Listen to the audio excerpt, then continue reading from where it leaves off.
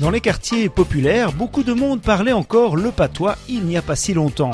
Une langue imagée et haute en couleurs qui a fait les délices des littérateurs et des gens de théâtre avant de devenir marginal. Mais le patois n'a pas dit son dernier mot. Disons qu'on peut dire que j'ai été élevé en patois. Moi, je suis tombé dans une famille où le langage courant était le patois. Moi, j'ai appris le français quand on m'a mis à l'école maternelle à 3 ans, ça c'est sûr. L'enseignement n'admettait pas qu'on parle patois ni dans les écoles et que les parents voulaient donner à leurs enfants un métier valable, une éducation valable et donc ils devaient parler français.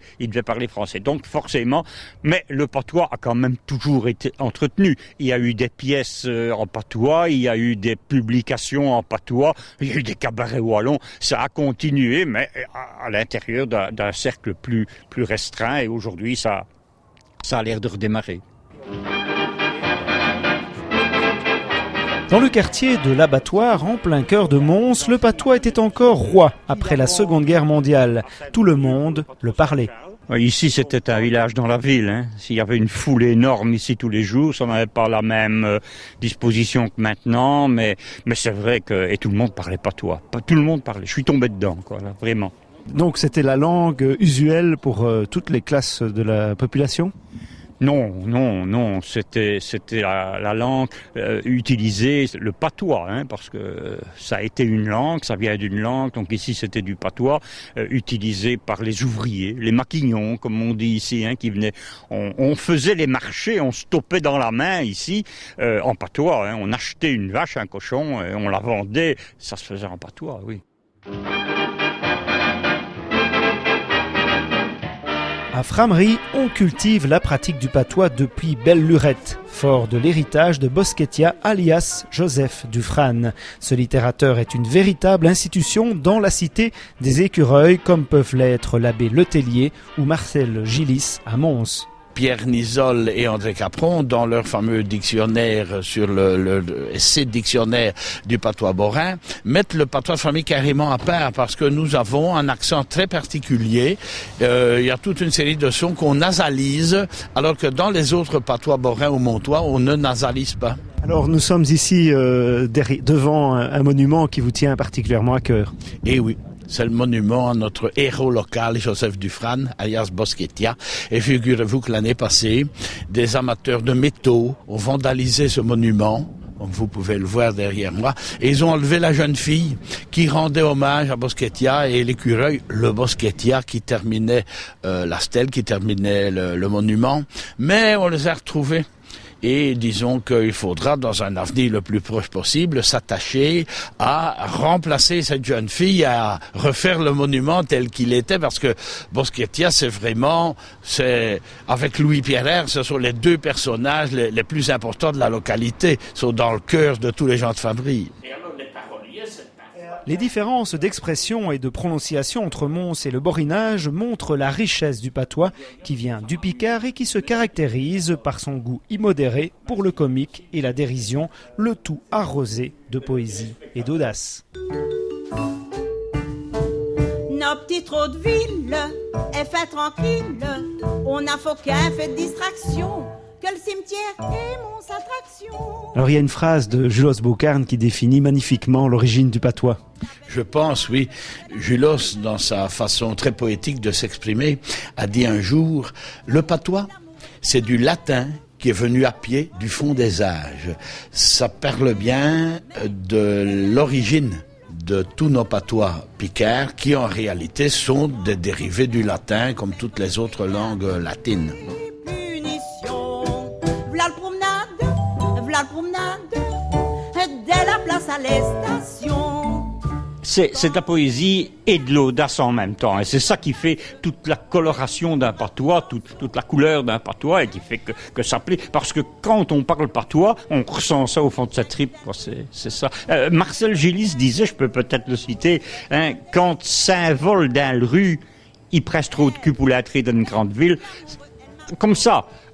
Parce qu'on parle de ça, on pourrait dire que ça a l'air vulgaire. Non, c'est pas vrai. Si on analyse, vous vous dites, bien sûr, ça ne vient de Madame de Sévigné, mais tout le monde est là-dedans. Tout le patois est là-dedans. Il n'a qu'un roupilleur pour faire ça.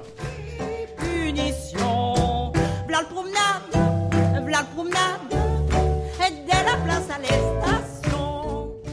il y a des choses qu'on sait exprimer en patois beaucoup mieux qu'en français. Déclaration entre la place et les stations. À côté une fille, faut que vous mariez un monsieur qui vous rapportera des picaillons. Il y a des différences entre le Montois, il y a des différences entre le Montois et le Borin. Mons, c'est une ville de noblesse, c'est une ville, les chanoinesses qui ont dominé Mons pendant des siècles. Il fut un temps où Mons apparaissait surtout à la population des travailleurs borins comme une ville de bourgeois, etc. Et fatalement, il y avait de considérations, un petit dénigrement des borins par rapport aux Montois. Mais c'est évident, comme disait M. Lemur, au point de vue patois, il n'y a que des différences de prononciation, certains mots de vocabulaire, mais c'est du picard. Cette femme qui est modèle, qui est naridelle, comme est-ce qu'on a nié commis celle-là d'un dragon? Il est évident que depuis surtout une quinzaine d'années, c'est pas M. Lemur qui va me contredire, il y a un regain d'intérêt pour le patois. De plus en plus de gens, et nous voyons d'ailleurs, nous personnellement, à Framia, nos cabarets wallons, venir de plus en plus de jeunes assister, et nous avons même des jeunes qui nous ont rejoints dans la troupe, ce qui prouve qu'il y a vraiment, réellement, depuis un certain temps, un regain d'intérêt pour le patois. La place à les stations.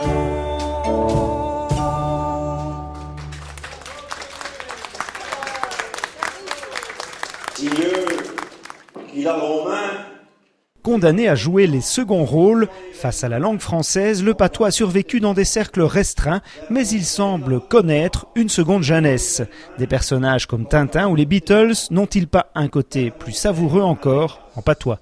Bien, le dernier livre qui vient de sortir, c'est en patois, bien sûr, c'est Beatlesmania. C'est un livre dans lequel je démontre, c'est audacieux, mais bon, je démontre que les Beatles, les 4 Beatles, sont nés à Mons. Je leur fais raconter leur vie à Mons, quand ils étaient tout jeunes. Et donc, j'explique d'ailleurs les parents de chacun, comment ça se fait que John est arrivé à Mons. Et alors, dans l'ensemble du bouquin, j'évoque un tas de lieux de Mons, un tas de personnages montois. Nous avons une proposition, je me suis donc attelé à traduire les berloques del Castafiore, qui ont eu un succès inespéré. Figurez-vous qu'on a dû en liquider entre 3500 et 4000 exemplaires. Et alors, à la demande du Centre culturel des éditions Casterman, comme on dit chez nous, j'ai le coup machi et j'ai terminé la traduction du Secret de la licorne. Viendra ensuite le Trésor de la Camle Rouge et le premier des deux, si tout va bien, est susceptible de sortir aux environs de Pâques. Considéré comme l'un des fleurons de la culture populaire, le patois a incontestablement sa place dans un projet comme Mons 2015. Ah, mais je pense certainement que le patois de toute la région a un rôle à jouer, de par son implication folklorique, de par l'apport qu'on peut amener au niveau théâtral, au niveau animation. Je crois que le patois a plus qu'une place à prendre dans Mons 2015, j'en suis persuadé. C'est un patrimoine, c'est un patrimoine culturel, le patois. J'ai ça tout au bord des mêlées, et ça me bouge un pied. Et je vous raconterai une nouvelle, quand elle sera, Madame Mamselle, devenue secrète porrichine.